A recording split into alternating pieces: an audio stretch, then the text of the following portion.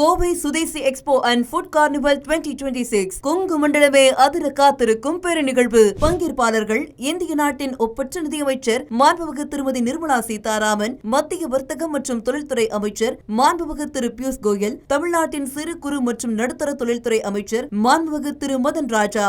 இது மட்டுமின்றி வர்த்தகம், கலாச்சாரம், உணவு ஆகியவற்றின் ஒட்டுமொத்த சங்கமம். நாள் ஆகஸ்ட் 8, 9, 10. இடம் கோவை ரத்தினம் கிராண்ட்ஸ் ஹால், பொள்ளாச்சி சாலை, கோயம்புத்தூர். அனைவரும் வாரீர். அனுமதி இலவசம். முதலமைச்சர் ஜோசப் விஜய் தலைமையில் நடைபெறும் தொகுதி வரைகறை தொடர்பான ஆலோசனை கூட்டத்தில் 20 எம்பிக்கள் பங்கேற்பதாக தகவல் வெளியாக இருக்கிறது. அண்மை செய்தியாக பார்த்துக் கொண்டிருக்கிறோம்.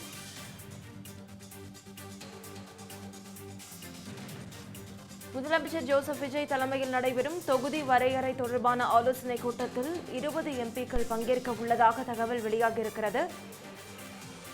காங்கிரஸ் சார்பாக 12 பேரும், சிபிஐ, சிபிஎம், விசிக தலா 2 எம்பிக்களும், ஐயுஎம்எல், மதிமுக தலா 1 எம்பிக்கள் பங்கேற்பதாக தகவல் வெளியாக இருக்கிறது. அண்மை செய்தியாக பார்த்துக் கொண்டிருக்கிறோம்.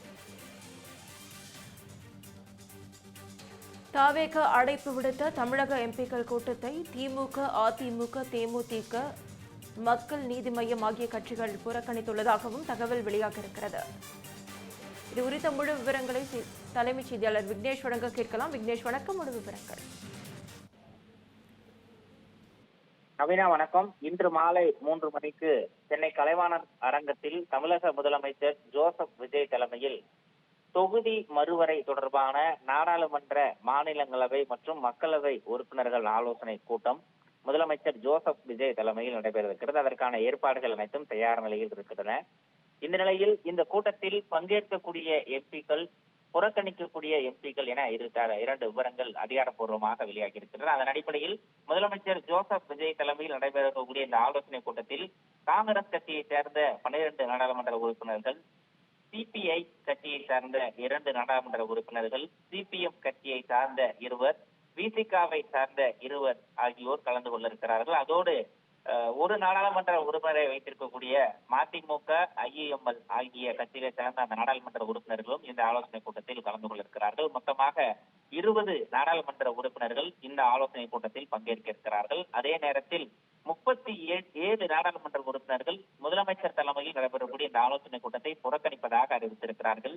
திமுக சார்பில் இருக்கக்கூடிய 30 நாடாளுமன்ற உறுப்பினர்கள், அதிமுக சார்பில் இருக்கக்கூடிய 4, பாட்டாளி மக்கள் கட்சி, தேமுதிக, மக்கள் நீதி மய்யம் ஆகிய 3 கட்சிகளை சேர்ந்த தலா 1 நாடாளுமன்ற உறுப்பினர்கள் என மொத்தமாக 37 நாடாளுமன்ற உறுப்பினர்கள் இந்த தொகுதி மறுவரை சம்பந்தமான ஆலோசனை கூட்டத்தை புறக்கணிப்பதாக அதிகாரப்பூர்வமாக அறிவித்திருக்கிறார்கள். இந்த நேரத்தில் கூடுதலாக ஒரு தகவல் கிடைக்கப்பட்டிருக்கிறது. அருகில் இருக்கக்கூடிய புதுச்சேரி மாநிலத்தில் இருக்கக்கூடிய ஒரு நாடாளுமன்ற உறுப்பினர், காங்கிரஸ் கட்சியை சேர்ந்த வைத்திலிங்கம், இன்றைய தினம் நடைபெறக்கூடிய இந்த ஆலோசனை கூட்டத்தில் கலந்து கொள்வார் என்ற ஒரு தகவலும் கிடைக்கப்பட்டிருக்கிறது.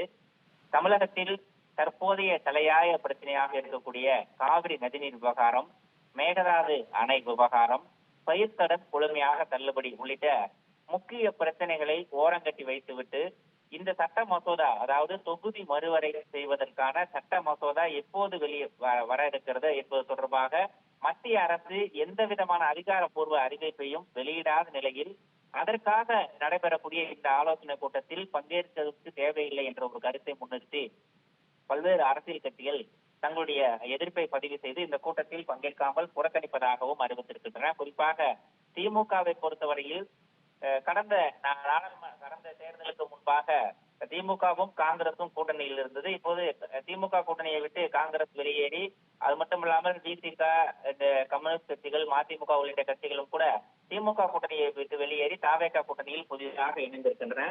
இந்த நிலையில் மீண்டும் எப்போது வேண்டுமானாலும் இந்த சட்ட மசோதா கொண்டு வருவதற்கான வாய்ப்பு இருப்பதாக வெளியாகி இருக்கக்கூடிய செய்திகளின் அடிப்படையிலேயே இந்த ஆலோசனை கூட்டத்திற்கு அழைப்பு விடுப்பதாக தெரிய வந்திருக்கிறது. அது மட்டுமல்லாமல் கடந்த சில தினங்களுக்கு முன்பாக மாமல்லபுரத்தில் நடைபெற்ற ஒரு தனியார் விடுதியில் காங்கிரஸ் கட்சியினுடைய மாவட்ட தலைவர்களுக்கு பயிற்சி கூட்டம் ஏற்பாடு செய்யப்பட்டிருந்தது. அந்த பயிற்சி கூட்டத்தில் கலந்து கொண்ட காங்கிரஸ் கட்சியினுடைய மூத்த தலைவர் ராகுல் காந்தி தொகுதி மறுவரை சம்பந்தமாகவும் பேசியிருந்தார். அதன் தொடர்ச்சியாக இந்த ஆலோசனை கூட்டம் ஏற்பாடு செய்யப்பட்டிருக்கக்கூடிய பின்னணியில் காங்கிரஸ் கட்சி தான் இந்த கூட்டத்தை தாவேக அரசுக்கு அழுத்தம் கொடுத்து இந்த கூட்டத்தை ஏற்பாடு செய்திருக்கிறோம் என்ற ஒரு சந்தேகமும் அரசியல் விமர்சகர்கள் மத்தியில் எழுந்திருக்கிறது. அதனை அவர்களும் வெளிப்படுத்தி இருக்கிறார்கள்.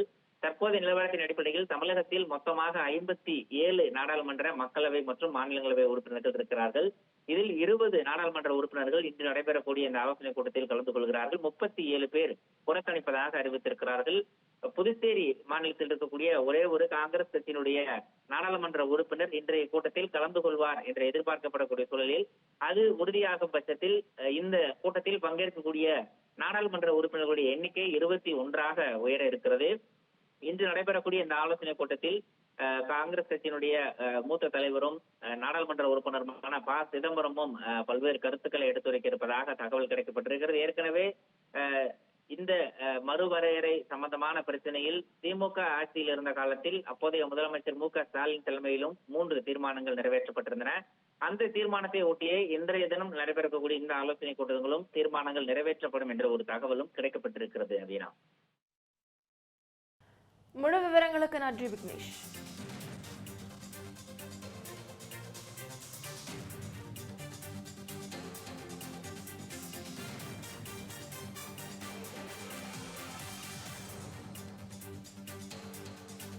தமிழ் ஜனம் சேனலை சப்ஸ்கிரைப் பண்ணாம பார்த்துட்டு இருந்தீங்கன்னா மறக்காம சப்ஸ்கிரைப் பண்ணிடுங்க.